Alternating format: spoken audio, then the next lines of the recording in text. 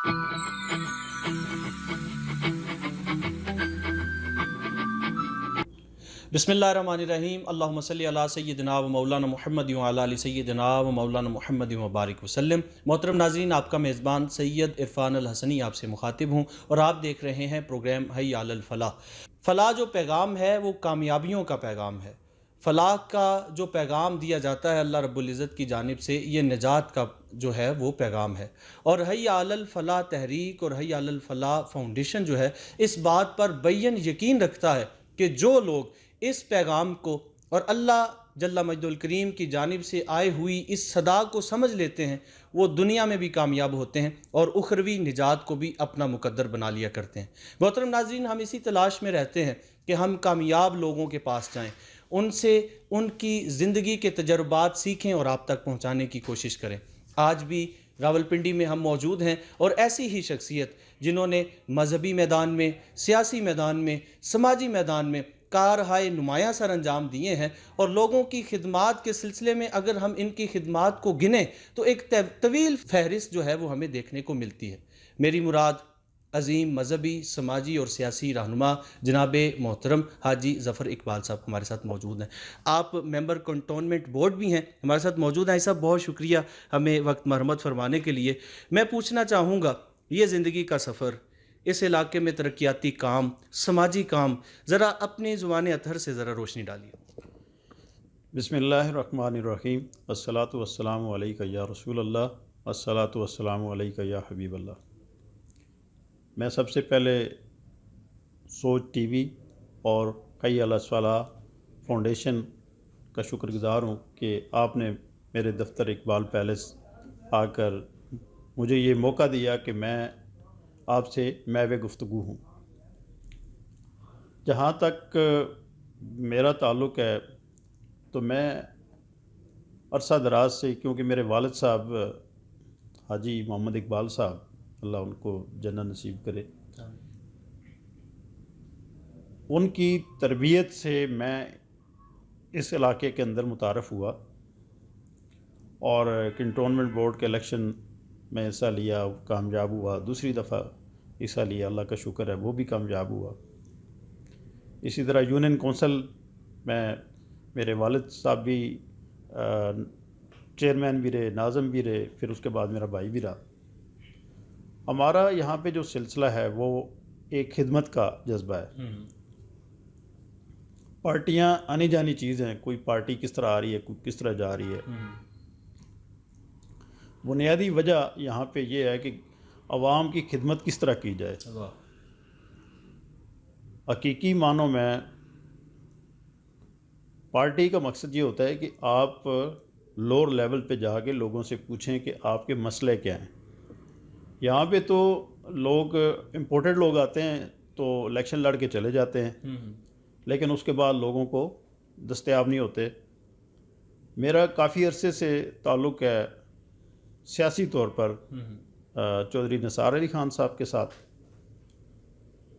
वो भी इस वजह से पैदा हुआ था कि वो एक सिंसियर और बोल्ड किस्म के शख्सियत थे, जिसकी वजह से आज तक मैं उनके साथ खड़ा हूँ।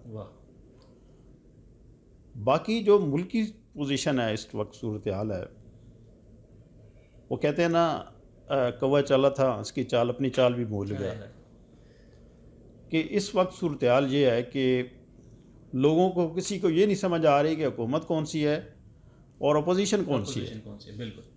जब तक ये कोई सफ़ों में इस तरह की चीज़ सामने नहीं आएगी, महंगाई में रोज़ाना के हिसाब से इजाफा हो रहा है, कोई हमारी किसी जगह पे खारजा पॉलिसी नज़र नहीं आ रही, दुनिया पूरी में जो हमारा एक पॉजिटिव पैगाम जाना चाहिए था उसमें हम नाकाम हो चुके हैं।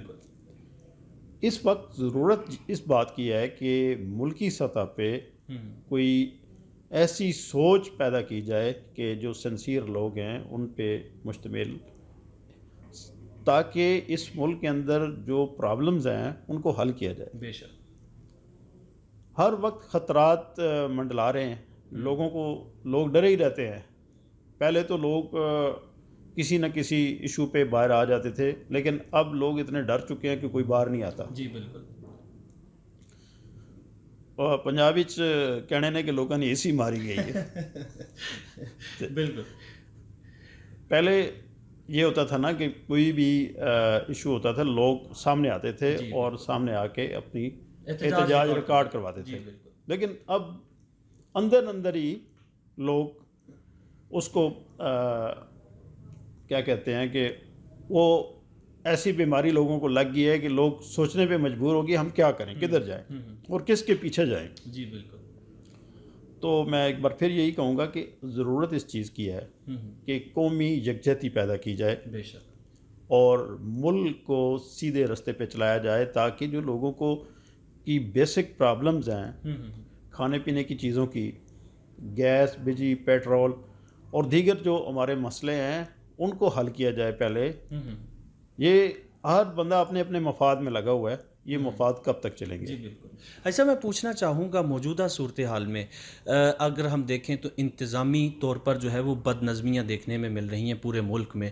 सियासी अबतरी भी किसी सूरत में हम देख रहे हैं कि पीडीएम एहतजाज भी कर रही है। मुल्की इदारों को गालियाँ भी दी जा रही हैं और मूरद इल्ज़ाम भी ठहराया जा रहा है। आप क्या इरशाद फरमाएंगे इस सिलसिले में? असल जो कि पीडीएम बनाने का क्या मकसद था, वो भी अपने मकसद में अभी तक कामयाब नहीं हो सके। उनकी सफ़ों में भी यकजहती नहीं है, किसी का एजेंडा और है, किसी का एजेंडा और है।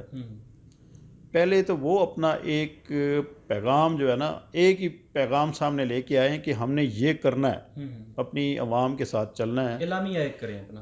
तो कभी एक चीज़ आ जाती है, कभी दूसरी चीज़ आ जाती है, लोग इंतशार का शिकार हैं। जी जी। जहाँ तक गवर्नमेंट का ताल्लुक है, गवर्नमेंट ने इम्पोर्टेड किस्म के मशीर रखे हुए हैं, वो तरह तरह के बयान दे के चले जाते हैं। गवर्नमेंट फिर तरदीदें करती रहती है कि नहीं हमने ये नहीं करना था, वो करना था। तो गवर्नमेंट को भी चाहिए जो उनके इलेक्टेबल हैं उन पे मुश्तमिल ऐसी एक टीम बनाए कि जो जिनकी सोच अच्छी और लोगों को अच्छा पैगाम दें। बेशक बेशक। ऐसा मैं पूछना ये चाह रहा था कि मुल्की इदारों को, हमारे जो इदारे हैं, मुकर्रम इदारे हैं, मोहतरम इदारे हैं, उन्हें बुरा भला कहा जा रहा है जलसों में भी और रैलियों में भी। इस हवाले से आप क्या मैसेज देंगे? देखें, जहाँ तक आप अदारों को ताल्लुक़ है, हमारी सबसे पहले पाक फ़ौज है। जी बिल्कुल।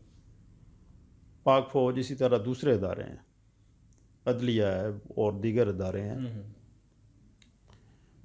हर एक की अपनी अपनी ज़िम्मेदारी है, बिल्कुल। अपनी अपनी हदूद है। बिल्कुल। अपनी अपनी ज़िम्मेदारी और हदूद के अंदर रह के काम किया जाए तो मेरे ख्याल में कोई किसी को कुछ भी नहीं कहेगा। बिल्कुल सही। मेरा ये जवाब है। बिल्कुल सही। हाजी साहब, अब बात को पलटते हैं और आते हैं इलाके भर में, और इस इलाके में जहाँ अभी हम मौजूद हैं, धमियाल कैंप के इलाके में, आपकी समाजी खिदमात जो हैं वो बहुत ज़्यादा हैं। मैं पूछना चाहूँगा, जो लोग समाज की खिदमत का काम करते हैं, वेलफेयर का काम करते हैं, इसके हवाले से आप क्या मैसेज और क्या पैगाम देंगे? मैं बहुत सारे लोगों को जानता हूँ, वो देखता रहता हूँ, वो कई दफ़ा अकेला बैठ के हंसता भी रहता हूँ। जब कुछ करने का जज्बा इंसान के अंदर हो ना, तो अल्लाह ताला की मदद उसके साथ शामिल हो जाती है। यहाँ तो मैंने देखा है कि सल्फियाँ, खाली बयानात, उसके अलावा कुछ नहीं। आज तक मैंने नहीं देखा इस इलाके के अंदर कि कोई पॉजिटिवली कोई निकला हो बाहर। हर एक की कोई ना कोई एफिलेशन है, उस पर चलता है। जी बिल्कुल। अभी बहुत सारे हमारे इस इलाके के अंदर मसले हैं, एक मसला नहीं, बहुत सारे मसले हैं। मैं अपने इलाके की बात करूंगा जहाँ पे मैं अपने आप को रिप्रेजेंट करता हूँ। हमारे इलाके में सबसे बड़ा मसला था कब्रिस्तान का। जी। तो वो हमारा भाई चला आ रहा था। जब अब जगह कम हुई तो मैंने एक और जगह को अपनी तरफ से उस पर चारदीवारी उसको सही करवा के रख लिया है, ताकि जो ये मसले होते हैं हम इस तरफ नहीं जाते। जी जी जी। वैसे तो ढोल बजाते रहते हैं तो क्योंकि मैं शौक जो ऐसे ही है। बिल्कुल ऐसे ही। बंदा जब मर जाता है ना, तो फिर लोग आगे पीछे भागना शुरू कर देते हैं कि इसको दफनाने के लिए कौन सी जगह होगी। जी बिल्कुल। तो मैं अवामन नास से ये गुजारिश करूँगा कि آپ اپنے اپنے کتنے قیمتی پلاٹ لے لیتے ہیں، گھر بنا لیتے ہیں محلے گلی میں نے دیکھی ہیں کہ ویلفیئر تنظیمیں بنی ہوئی ہیں. جی جی جی. آپ اس طرف بھی سوچیں کہ ہماری جو آخرت ہے، ہمارا آخری جو مقام ہے، جس جگہ پہ ہم نے جانا ہے، اس کے لیے بھی انتظامات ہونے چاہیے. بالکل بالکل صحیح. آپ اتنی افراتفری میں ہیں کہ وہ میں نے پہلے جو بات کی تھی، کوا چلا تھا ہنس کی چال اپنے بھی بھول گیا. ہمیں پتہ ہی نہیں کہ ہم نے مرنا بھی ہے. ہم نے صرف یہ یہاں پہ انہوں نے جائیدادیں اکٹھی کرنی اور بینک بیلنس، اور کہتے ہیں جی ہمارے اتنے مکان ہیں، یہ ہمارے پاس گاڑی ہے، یہ ہمارا سٹیٹس ہے. وہ سٹیٹس سارا ختم ہو جاتا ہے. میں نے یہ 20 گزرا ہے، جی جی. اس میں بہت شخصیات کو اس دنیا سے جاتے ہوئے دیکھا. بالکل.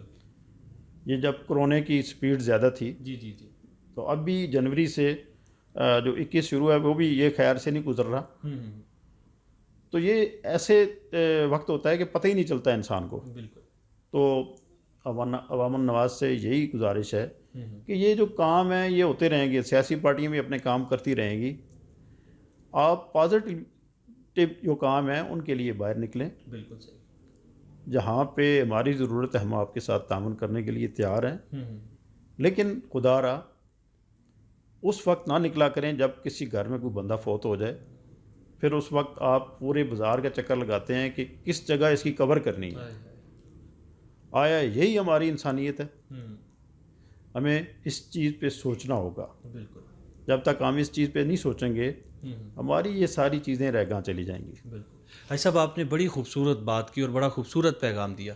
میں یہ پوچھنا چاہوں گا کہ اس وقت ہم محبت رسول اور عشق رسول کا اگر میسیج اور پیغام دیں، آپ تو جس محفل میں بھی جاتے ہیں، جس جلسے میں جاتے ہیں، حضور اسلام کی محبت کا پیغام اور میسیج دیتے ہیں، آپ کیا سمجھتے ہیں کہ جو ملک میں اور علاقائی سطح پر جو اس وقت فرقہ وارانہ معاملات ہیں ان کو ہم کیسے دور کر سکتے ہیں؟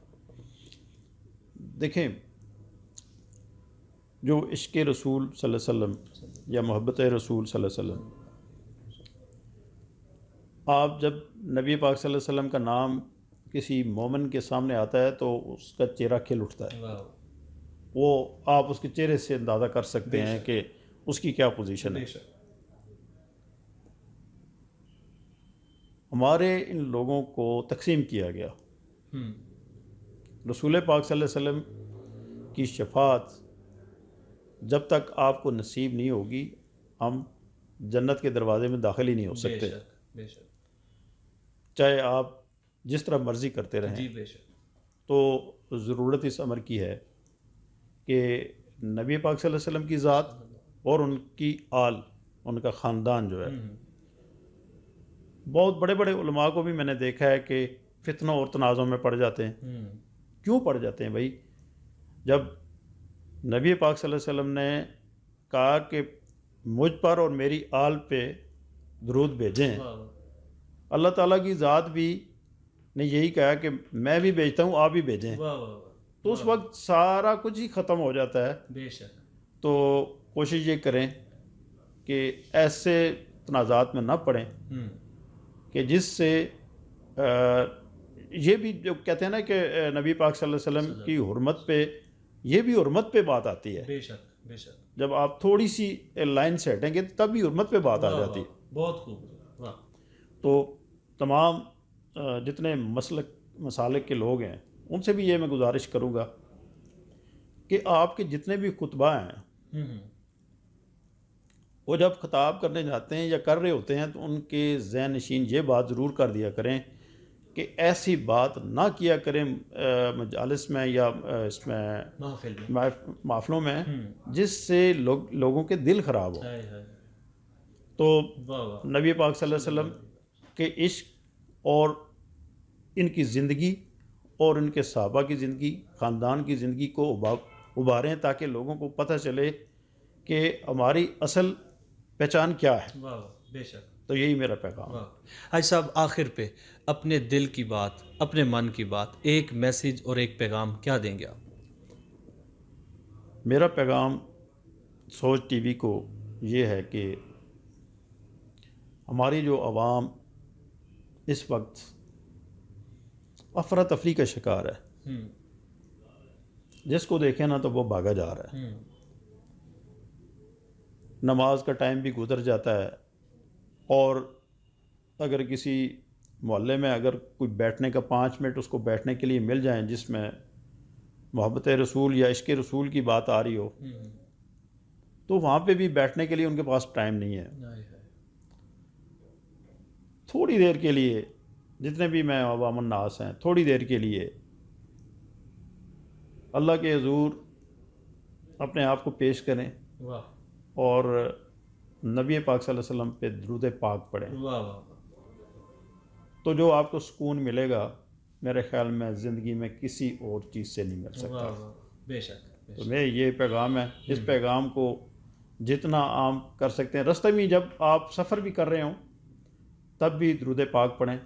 میں اکیلا ہوتا ہوں تو میں آپ کو بتا رہا ہوں آج کہ کئی دفعہ میں اکیلا ہوتا ہوں تو میں درود پاک ہی پڑھ رہا ہوتا ہوں، تو یہی کئی دفعہ کئی مسائل ہوتے ہیں خود بخود حل ہوتے رہتے ہیں۔ بے شک بے شک۔ تو اللہ تعالیٰ کی ذات نبی پاک صلی اللہ علیہ وسلم کے صدقے اسی طرح ہمارے مسائل کو حل کرتا رہے گا۔ بہت شکریہ حاجی صاحب آپ کے قیمتی وقت کا۔ محترم ناظرین، بڑی محبت کی، بڑی پیار کی اور بڑی خلوص کی باتیں آج ہمارے ساتھ کر رہے تھے ممتاز مذہبی، سماجی اور سیاسی رہنما جناب محترم حاجی ظفر اقبال صاحب۔ آپ نے بڑے پیار سے ایک میسیج اور ایک پیغام دیا ہے، اگر ہم سمجھیں تو یقیناً اسی میں امت مسلمہ کی بقا ہے کہ ہم حضور علیہ السلام کے عشق پر اکٹھے ہو جائیں اور حضور کی ذات پر اکٹھے ہو کر کے درود و سلام کے نذرانے بھیجیں۔ یہی بقا ہے اسلام کی بھی اور پاکستان کی بھی۔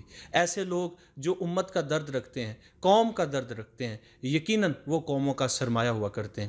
جناب حاجی ظفر اقبال صاحب کے لیے ہماری دعائیں، اللہ تعالیٰ ان کا سایہ ہمارے سروں پر تا دیر قائم و دائم فرمائے۔ اپنے میزبان سید عرفان الحسنی کو اجازت دیجیے، اللہ نگہبان۔